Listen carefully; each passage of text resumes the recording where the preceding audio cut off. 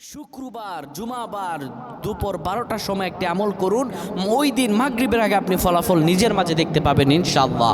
কেউ যদি জুমাবার আল্লাহর কাছে ইয়াকিনের সহিত আল্লাহর ওপর ভরসা করে আল্লাহর ওপর তাওয়াক্কুল করে এই আমলটি করতে পারে, আল্লাহ রাব্বুল আলামিন তাকে ফজিলত দান করবেন, তার মনের সকল আশাগুলো কবুল করে নেবেন।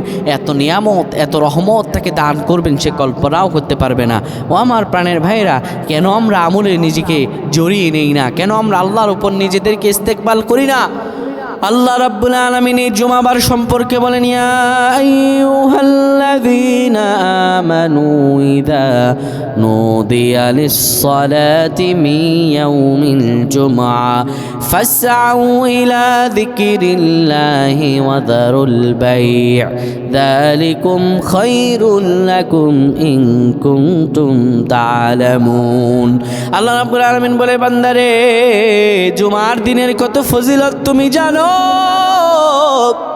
এই জুমার দিনে আল্লাহ পৃথিবী বানিয়েছেন, আবার এই জুমার দিনে আল্লাহ রাব্বুল আলামিন পৃথিবী ধ্বংস করবেন। সাহাবায়ে কেরাম জুমার দিন সকাল হতে মসজিদে নববীতে আসতেন, সন্ধ্যা হওয়ার আগে আর যেতেন না। দুপুর 12টা যখন বেজে যাবে আপনি সব কাজকর্ম বন্ধ করে দিবেন, আল্লাহর ঘরে চলে আসবেন। আল্লাহ বলেন, ইযা নুদিয়া লিস-সালাতি মিন ইয়াউমিল জুমআ, যত কাজ আছে সব বন্ধ করে দাও, ওয়াযারুল বাই', সব বন্ধ করে দাও, আল্লাহর ডাকে স্মরণ হয়ে যাও, আল্লাহ স্মরণে নিজেকে দাবিত করো। মসজিদে চলে আসবেন, ওযু করে নেবেন, ক্যাবলামুখী হয়ে সুন্দরভাবে বসে যাবেন। সুন্দরভাবে বসে যাওয়ার পরে আর রহমান আর রহমান আর রহমান 7 বার পড়বেন।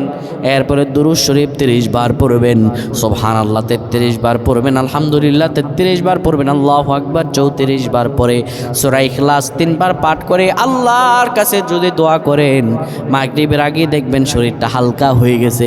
আপনার মন বলবে আমার দোয়া বোধহয় কবুল হয়ে গেছে। এত ফজিলত, এই আমলগুলো শেয়ার করে দিবেন। আপনি আমল না করেও সওয়াব পাবেন। আপনার একটি শেয়ারে আপনি মা বোনদের কাছে এগুলো বলে দিবেন, এই যুবকেরা আল্লাহর কাছে